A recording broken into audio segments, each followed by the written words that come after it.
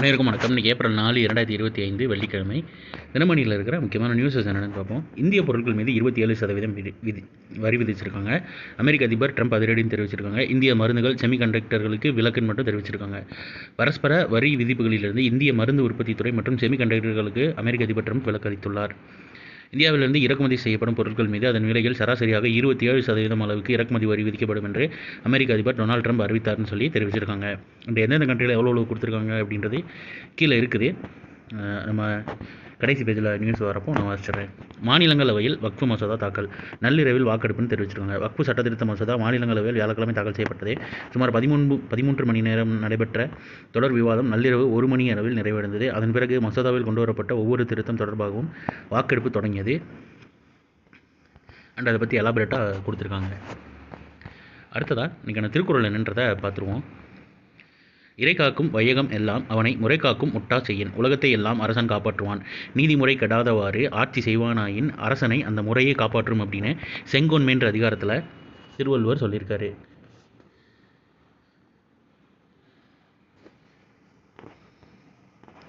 அடுத்ததாக புளியங்குடி எலுமிச்சம் பழத்துக்கு புவிசார் குறியீடு. விவசாயிகள் மகிழ்ச்சின்னு தெரிவிச்சிருக்காங்க. தென்காசி மாவட்டம் புளியங்குடி எலுமிச்சம்பழத்துக்கு புவிசார் குறியீடு வழங்கப்பட்டுள்ளது. அதற்கு அப்பகுதி விவசாயிகள் மகிழ்ச்சி தெரிவித்துள்ளனர். புளியங்குடி மற்றும் சுற்றுவட்டார பகுதியில் பல ஆயிரம் ஏக்கர் பரப்பில் எலுமிச்சை சாகுபடி செய்யப்பட்டு வருகிறது. தனி சிறப்பாய்ந்த புளியங்குடி எலுமிச்சை பழத்துக்கு புவிசார் குறியீடு வழங்க வேண்டும் என விவசாயிகள் நீண்ட காலமாக கோரிக்கை விடுத்தனர். இந்த நிலையில் புளியங்குடி எலுமிச்சம்பழத்துக்கு மார்ச் 31 புவிசார் குறியீடு சான்றிதழ் வழங்கப்பட்டுள்ளதுன்னு சொல்லி தெரிவிச்சிருக்காங்க. அண்டு இதோட சேர்த்து மொத்தம் எத்தனைன்ற டீட்டெயில் நீங்கள் கொடுக்கல. நம்ம அடுத்தடுத்த நியூஸில் வரப்போ பார்த்துக்குவோம். தமிழ்நாட்டில் மொத்தம் எத்தனை புவிசார் குறியீடு வாங்கியிருக்கோன்றது.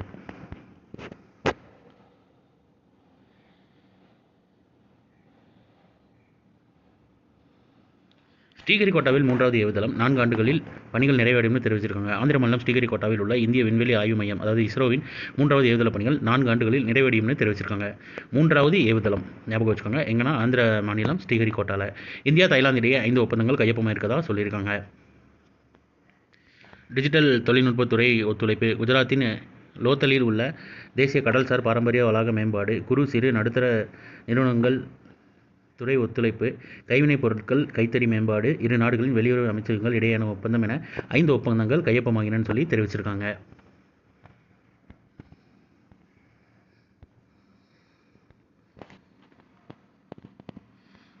அடுத்ததாக மேற்கு வங்க பள்ளி கல்வித்துறையில் 25,753 பணி நியமனங்கள் செல்லாது உச்சநீதிமன்றம் தீர்ப்பு வழங்கியிருக்காங்க. அதாவது ஒரு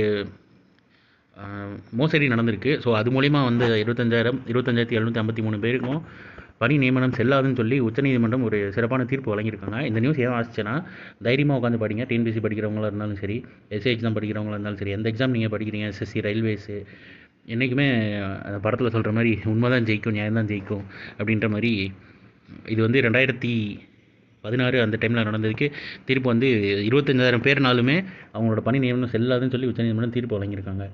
ஸோ என்றைக்குமே நேர்மையாக அட்டன் பண்ணுறது, நேர்மையாக போகிறது தான் சிறந்த வழி.